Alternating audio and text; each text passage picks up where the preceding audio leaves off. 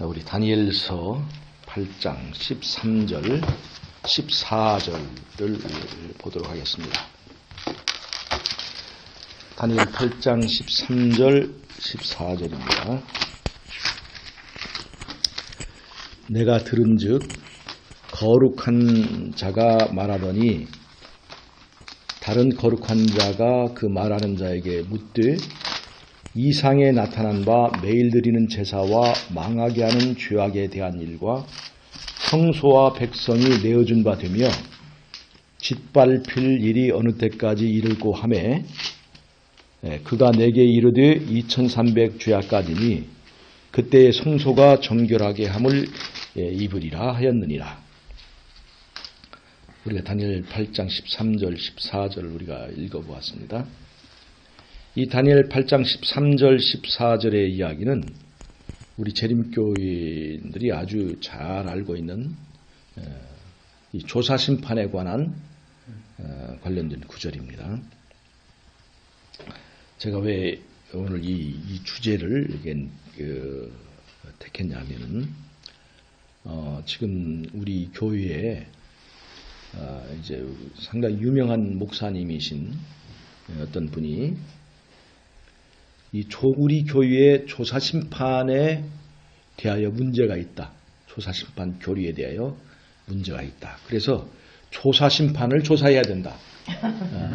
하는 내용으로 책을 다 보냈어요. 책을.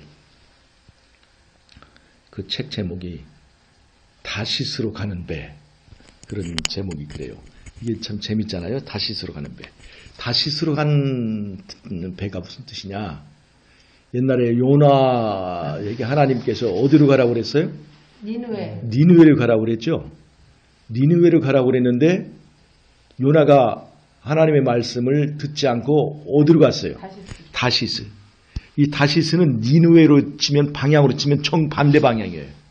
그러니까 하나님의 뜻과 다르게 불순종하여 다른 길로 가는 것이 바로 다시스로 가는 길이에요. 이 요나와 관련해서 볼 때 그 요나가 이렇게 하나님의 말씀에 불순종해서 다시스로 가다가 바다에서 풍랑을 만났고 결국은 요나가 이제 그 물고기 뱃속에 들어가서 참회하고 회개하고 결국 반대 방향으로 돌아가서 결국 그가 이제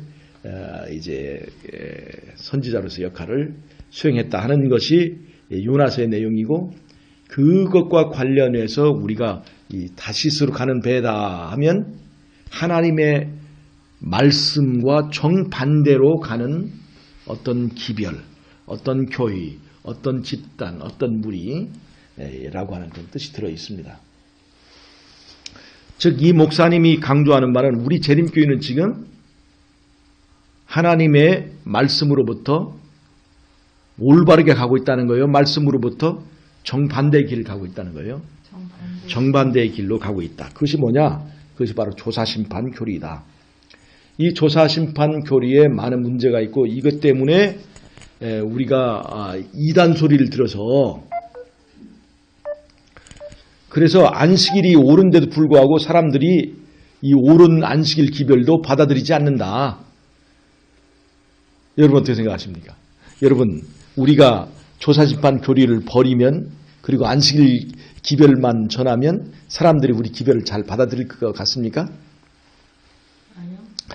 아마 재림교회에서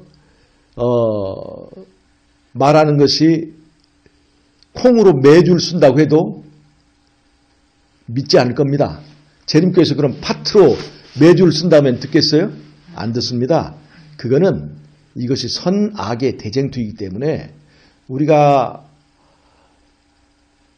그리스도의 편에 서 있는 이상 사단은 아무리 그 말이 옳고 그 말이 좋아도 사람들로 하여금 듣지 못하게 할 거예요.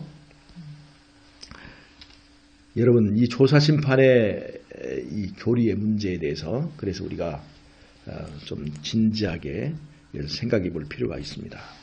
우리는 왜 조사심판의 기별, 재림전 심판의 기별을 믿는가 하는 거예요. 우선 그것이 왜 타당한가 하는 것을 먼저 좀 살펴볼 필요가 있습니다.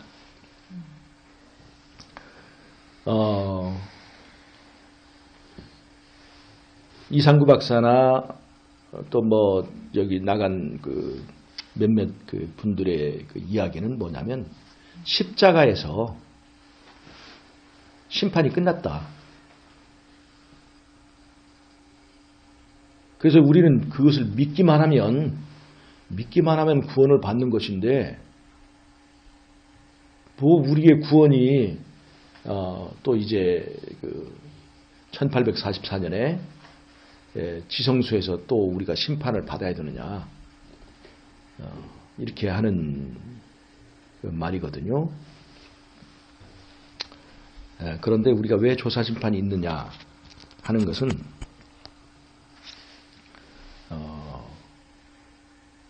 우리가 이 대쟁투적 관점에서 볼 수가 봐야 됩니다.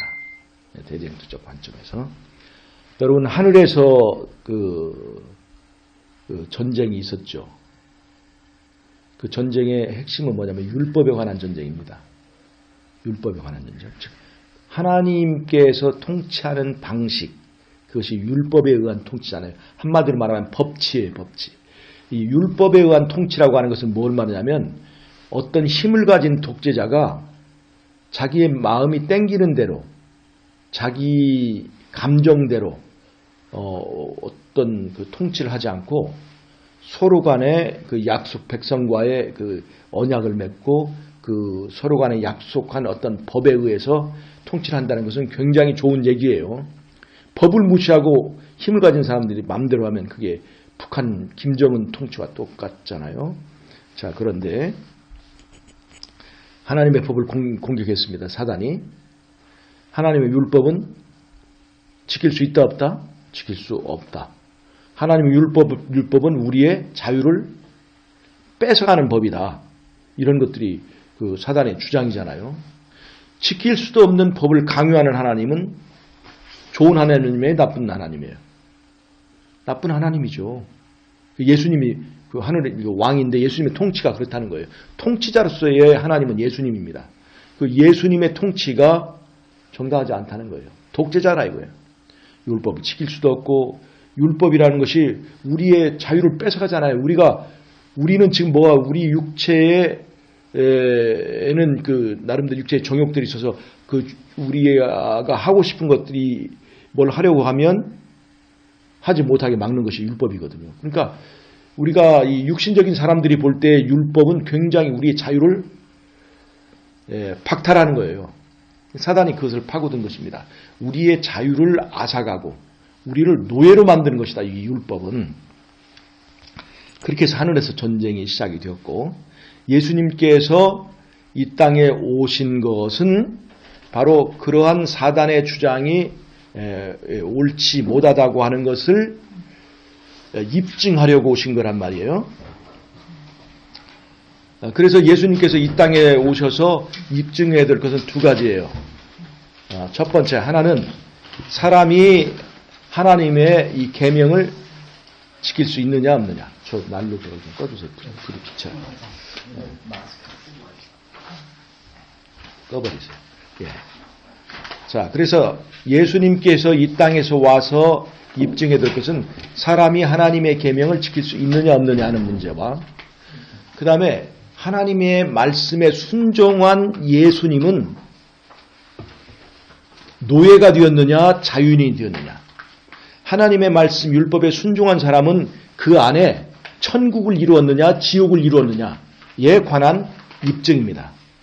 그래서 예수님께서 뭐라고 말씀하셨어요? 천국은 밖에 있는 것이 아니라 어디에 있다? 내 안에 있다. 또 너희 안에 있다. 이렇게 얘기했어요. 그러니까 예수님 안에 천국이 이뤘다는 것은 하나님의 계명에 순종한 사람이 사단의 말대로 지옥의 노예의 삶을 사는 것이 아니라 자유의 삶, 그 다음에 낙원의 삶을 살고 있다는 것을 예수님께서 입증하심을 통해서 사단의 주장이 잘못된 것을 완전히 변증한 거예요. 반증한 거예요. 그래서 예수님께서 하나님 계명에 순종해서 결국 십자가에 죽까지 순종하셨죠. 순종하셨는데 그 결과는 하나님께서 책임지고 그를 다시 살리신 것입니다. 자, 그래서 율법이 옹호가 됐어요. 율법은 이제 폐할 수 없다는 것을 옹호하신 거예요. 그런데 우리가 성경을 이렇게 연구하다 보면 일반 개신교인들은 뭐라고 얘기하면 예수님께서 십자가에서 율법을 폐하셨다. 그러니까 율법이 폐해졌으면 우리는 자유롭다. 그렇게 우리에게 말하고 있는데 예수님은 오히려 십자가에서 율법을 폐할 수 없다 하는 것을 입증하신 거예요. 그리고 율법을 폐해서 자유로운 게 아니라 우리가 율법을 순종함으로 자유를 얻는다 하는 것을 예수님은 이렇게 말씀을 하신 거예요. 자, 그래서 율법이 세워졌어요. 그 다음에 인간을 구원하는 방법은 이제 그 율법이 인정하는 법에 의하여 우리를 구원하는 합법적인 방법을 선택하신 거예요. 합법적인 방법, 합법적인 구원을. 그래서 우리를 구원하신 방법은 뭐예요? 인간이 죄인을 지었지만은 그 죄값을 우리 생명으로 치러야 되는데 우리의 모든 사람의 생명보다 더한 값을 가진 하나님의 아들이 그 생명으로 대신 값을 치르고 율법이 요구하는 값을 치른 다음에 그것으로 일방적으로 구원을 결정하지 않고 이번은 어떻게 했어요? 이번에는 우리가 예수님을 주인으로 받아들인 사람, 예수님을 왕으로 영접하는 사람에게 예수님 안에 확보된 구원, 예수님 안에 마련된 그 영생을 갖도록 해준다는 거예요. 그러니까 이 성경적 구원, 예수님을 통한 구원은 우리가 십자가에서 우리에게 구원을 주신 것이 아니라 십자가에서 예수님을 우리에게 제공한 거예요. 그러니까 하나님이 세상을 이처럼 사랑하사 우리에게 구원을 주신 것이 아니라 하나님이 세상을 이처럼 사랑하사 누구를 주신 거예요? 예수님을 주신 거예요. 그 예수님을 확실하게 우리에게 주신 것이 십자가예요. 십자가에서 예수님을 우리에게 주신 거예요. 그럼 구원은 어디에 있어요? 예수님 안에 있는 거예요. 예수님 안에. 영생은 어디 있어요? 예수님 안에 있는 거예요.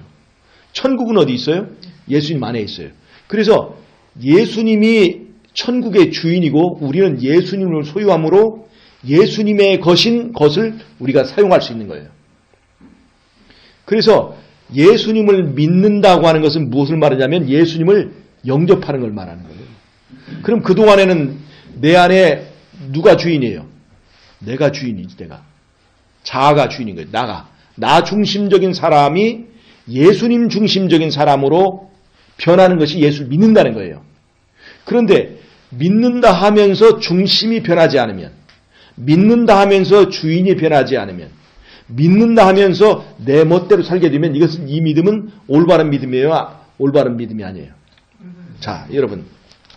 우리가 어떤 삶을 살았든지 내가 어떤 죄를 지었든지 예수님을 믿는 사람에게는 구원의 확신을 가질 수 있어요, 없어요? 그럼 여러분은 구원의 확신을 가집니까, 안 가집니까? 가져요. 자, 잘 봐야 돼요. 가져요. 우리가. 그런데 여기는 전제가 있어요. 내 믿음이 온전하다고 할 때, 내 믿음이 확실하다는 것을 전제로 하는 거예요. 즉, 예수님을 주인으로 영접하는 것이 확실하다는 전제하에 우리는 구원의 확신을 가질 수 있습니다.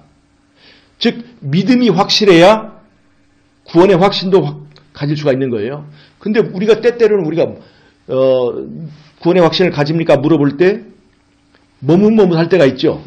그때는 어느 때 그래요? 내가 예수님을 확실하게 영접하지 않았을 때 그래요. 왜냐하면 내가 예수님 오늘 영접했지만 예수님 버릴 수 있는 자유가 있어요, 없어요? 있어요. 실제로 예수님 내가 오늘은 영접했는데 내일은 예수님 떠날 수가 있어요, 없어요? 있죠.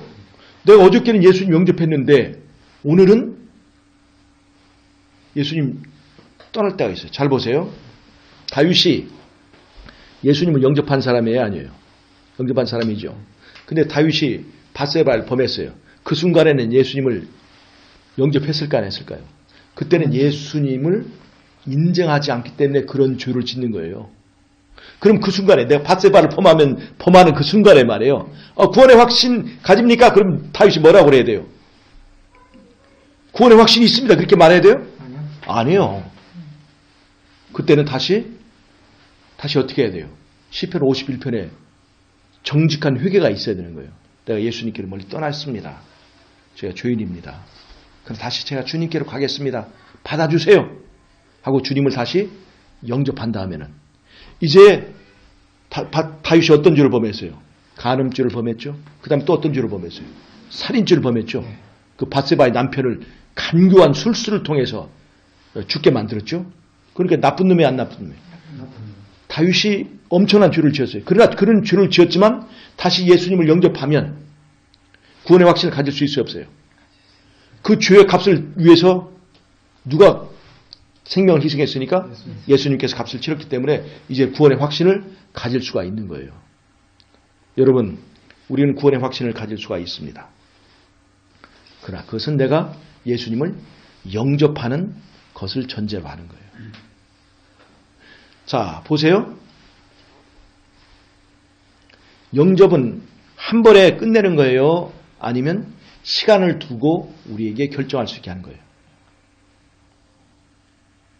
예수님을 믿는 거는, 영접하는 거는 단 한 번 결정하면 변할 수 없는 거예요? 아니면 내가 사는 동안에 오늘 예수님 영접한 사람이 내일 또 예수님을 거절할 수 있는 자유가 있는 거예요? 여러분, 영접에 관해서는 말이죠, 하나님께서 우리에게 자유를 주셨습니다. 사기꾼들은 그렇게 얘기합니다. 제가 옛날에 기차를 타고 여행을 하는데 깡패 같은 사람들이 와서 바카스를 팔아요. 바카스를 팔아요. 바카스를 딱 파는데 그때 바카스 값이 500원인가 했는데 이제 저도 이제 목이 말라서 바카스를 하나 샀어요. 그때 이 사람이 바카스를 주세요 했더니 바카스 뚜껑을 딱 따서 주더라고. 그래서 얼마예요? 그랬더니 1,000원을 내라는 거예요. 2배를 달라는 거예요. 뭐 이렇게 비싸요? 그랬더니 이 사람이 눈을 확 찌려보는 거예요. 깡패가. 그러니까 왜 이 사람이 뚜껑을 따버렸을까? 다시 무르지 못하도록 뚜껑을 딱 타서 주는 거야. 여러분, 이게 그 사기꾼들이나 깡패들이 물건을 파는 방법이에요. 한 번 사면 물릴 수가 없어. 근데 하나님께서 우리가 예수님을 왕으로 인정했어요. 우리가 받아들였습니다. 그런데 내일 내가 예수님 버릴 수 있는 자유가 없으면 그 예수님이 깡패가 되는 거예요. 너 이제 너는 한 번 왕으로 인정했으니 넌 내 멋대 살면 손가락을 분질러 버린다. 너 이제 다시 한 번만 예수님 또 다시 버리기만 하면 너 이제 뒤진다. 그렇게 말하는 거예요, 예수님이? 그게 아니죠. 우리는 예수님은 오늘 내가 예수님을 영접했지만 내가 내일 예수님을 버려도 예수님은 쫓겨나실 수 있는 거예요. 즉 누구에게 자유를 주신 거예요? 나한테 자유를 주신 거예요. 그러니까 내가 예수님을 왕으로 인정하는 그 믿음은 확정이 됐습니까? 안 했습니까? 확정이 됐어요. 누구 때문에? 하나님은 확정했어요. 하나님은 나를 향해서 그 모든 것 값을 주시고 그 십자가에 다 치렀습니다. 그걸 취소하거나 처리하는 게 없어요. 근데 누구에게만 이 자유를 줬어요? 이게 변경의 자유, 변동의 자유를 누구에게 줬어요? 나한테 주셨죠? 그러니까 내 구원이 누구 손에 달린 거예요? 내 손에 달렸죠? 근데 내가 변할 수 있기 때문에 내 구원은 변할 수가 있는 거예요. 나 때문에. 자, 그러면 보세요. 내가 구원의 확신을 가질 수 있는데 그 확신은 변할 수 있는 거예요, 없는 거예요? 변할 수 있는 거예요. 내 믿음이 변할 수 있기 때문에 변할 수가 있는 거예요. 자, 그러면 이렇게 변할 수 있는 자유를 가진 우리들이 예수님이 십자가에서 모든 사람을 위해서 값을 치렀는데 그 중에 누구에게 이 예수님의 십자가의 공로를 적용할 것인가에 대해서 확정을 해야 될까요? 안 해야 될까요? 언젠가는. 해야죠. 확정을 해야 되겠죠. 계산을 해야 되겠죠. 100명을 위해서 값을 치렀는데 그 중에 몇 명에게 이것이 적용될 것인가에 대해서 그것을 결산을 봐야 되는 거예요. 그것이 바로 이 재림전 심판, 조사 심판이라는 거예요. 내가 예수님에 대하여 예수님을 영접했는가 아닌가 그래서 예수님의 십자가에서 값을 치른 거에 대해서 이 사람에게 적용이 될 것인가 아닌가를 결산을 보는 것이 바로 이 대속주일의 심판이고, 그것이 2300주야가 그 기간이 끝나는 그 시점에 바로 하늘에서 이루어지는 이 대속주일 심판이라는 겁니다. 자, 여러분, 이 조사 심판이 없으면 그러면 무슨 문제가 생기는가? 조사 심판이 없다면 무슨 문제가 생기는가? 여러분 잘 보세요. 자, 의인들의 심판은 재림 전에 있죠. 그러니까 의인들의 운명은 이제 재림 전에, 자, 재림 전에 심판이 있어요. 그 다음에 천년기 동안에 우리가 하늘에서 심판하는 권세를 받았죠. 자, 보세요. 김유숙 집사님. 거기서 절하지 말고. 그 다음에 악인들의 심판은 언제 있습니까? 2차제. 천년기가 끝난 다음에 이 땅에 내려오죠. 그때 악인들이 부활합니다. 네. 부활해요. 부활해서 그 악인들이 심판을 받습니다. 네. 근데 그 악인들이 부활해서 받는 심판은 집행하는 거예요. 불로 사르는 거죠. 그게 지옥이에요. 자, 그런데 그 악인들을 위한 심판이 몇 년이에요? 1000년. 1000년입니다. 길어요, 안 길어요? 길어요. 자, 의인들을 위한 심판은 몇 년이에요? 1844년부터 이제 재림 때까지 길어봤자 200년이에요. 근데 악인들을 위한 심판은 왜 이 1000년 동안 심판할까?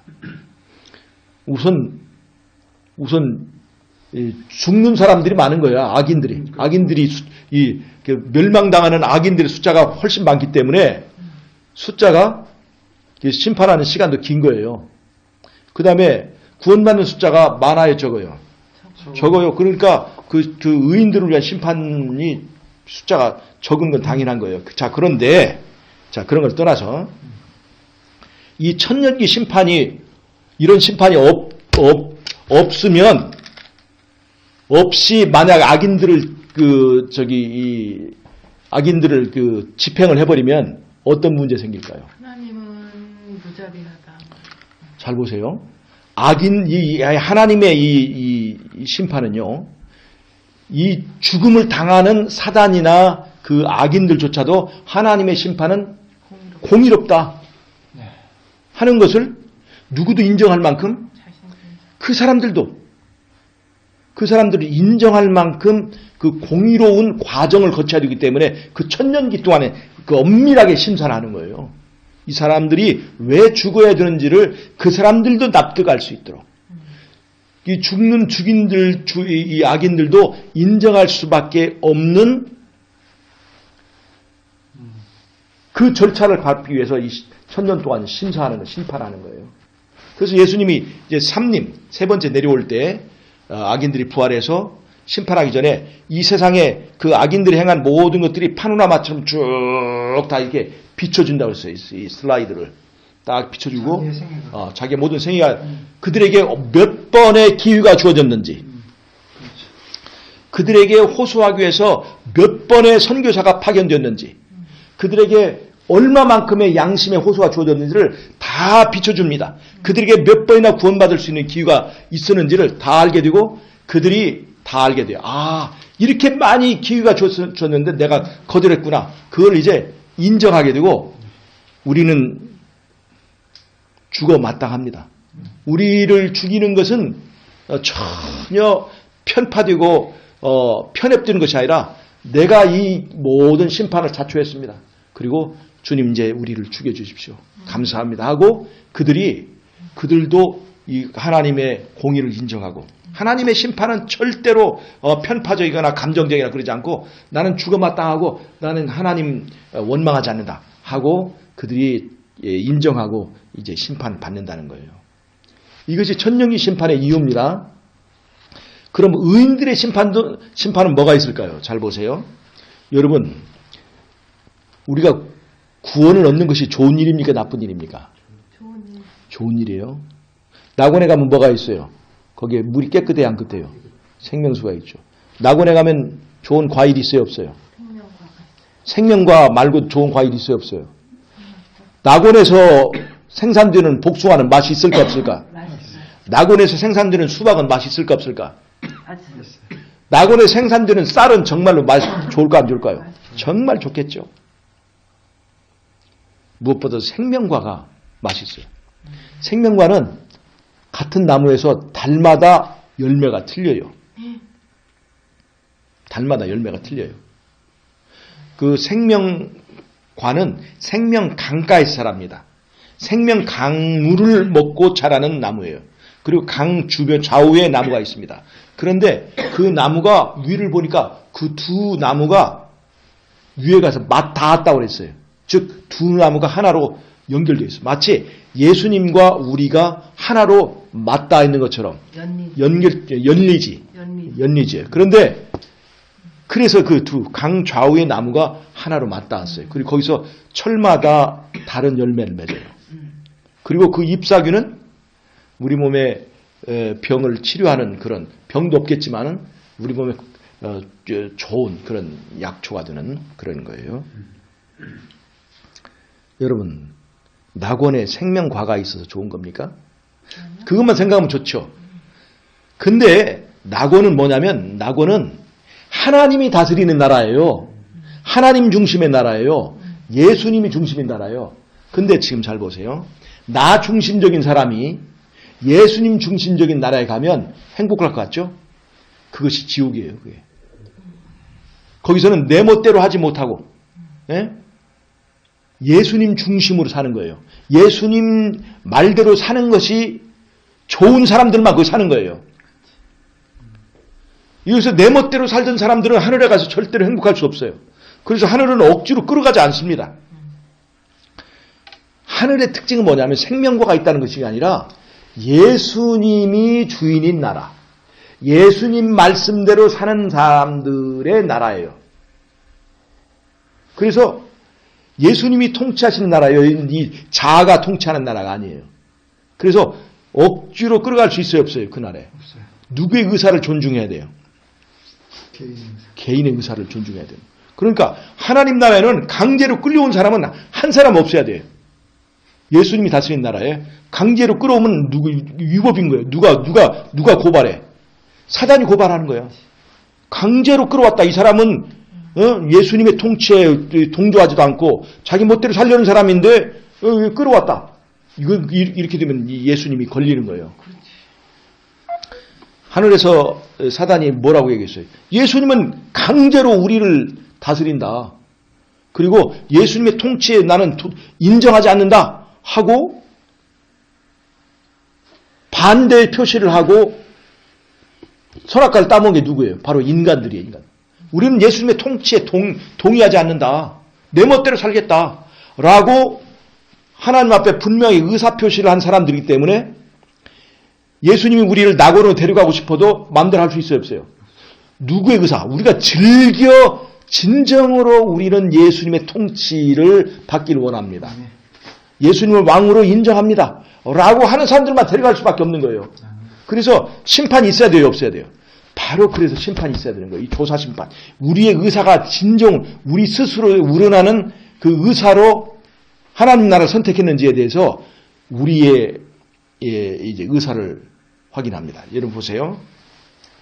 북한에서 이제 고기 잡던 사람들이 이제 배를 타고 고기 잡고 있다가 이쪽으로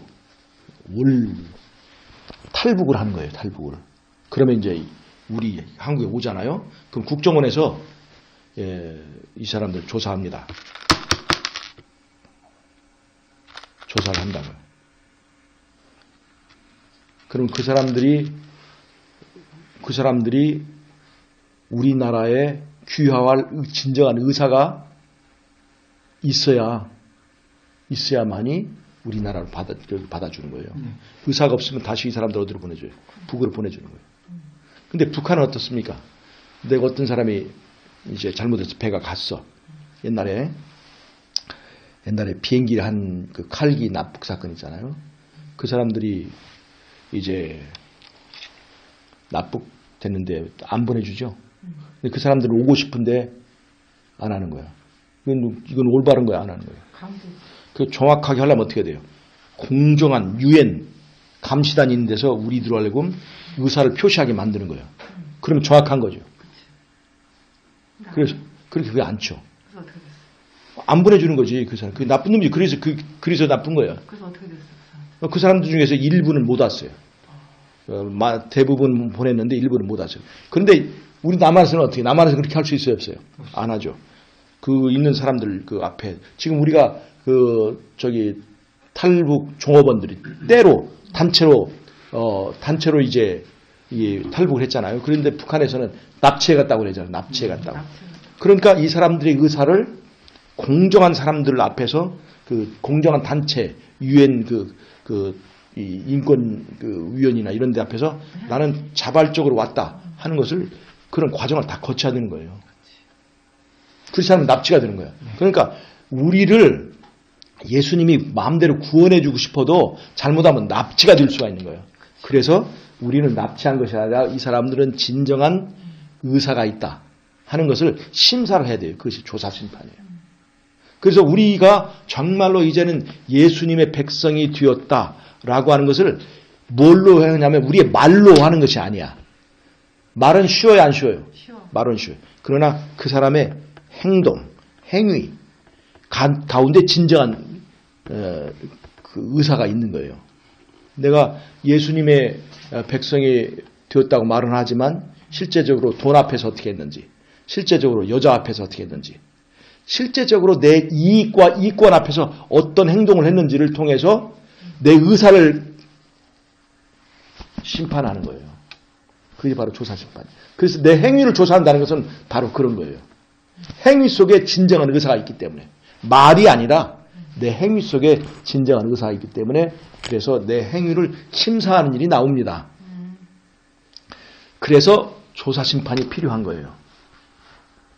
여러분 그런 의미로 잘 보세요. 나는 정말 하나님 나라에 예수님이 데려가도 괜찮은 사람인가?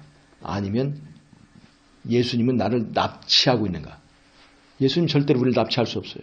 근데 내가 내 멋대로 하기를 원하는 사람은 절대로 예수님께 데려갈 수가 없습니다. 잘 보세요. 우리는 말씀에 순종하기를 원하는가? 아니면 내 멋대로 살기를 원하는가? 잘 보세요. 하나님의 심판은 엄숙합니다. 결코 겉모양으로 말로 통과하지 않습니다. 그래서 조사심판이 필요해 안 필요해요? 정말 필요합니다. 그냥 예수님이 좋아하니까 잘 보세요. 우리는 말이죠. 못생긴 여자하고 있고 예쁜 여자가 있으면 누구를 더 좋아해요? 예쁜 여자 좋아하죠. 가능하면 내가 만약에 하나님이라면 낙원에 예쁜 여자 데리고 가겠어요? 아니면 못생긴 여자 데리고 가겠어요? 예쁜 여자 데려가겠죠. 이런 심판은 좋은 심판이 아니에요. 확실하게 공정하게 정말로 이 낙원에 적합한 사람들만 데려가는 것이 이 심판이에요. 그런데 이제 제가 지금 오늘 첫 번째 이 강의에서는 왜 조사심판이 필요한지에 대해서 분명하게 얘기를 했습니다. 이 조사심판이 만약 없다고 한다면 하나님의 공의체계가 무너지는 거예요. 대쟁투의 싸움에서 누가 지는 거예요? 예수님의 공의가 입증되지 못하기 때문에 예수님께서 하나님의 나라가 설 수가 없는 거예요. 이 조사심판이 없으면. 그리고 십자가에서는 예수님이 구원을 제공할 뿐이지 구원을 결정하는 건 누구에게 있어요?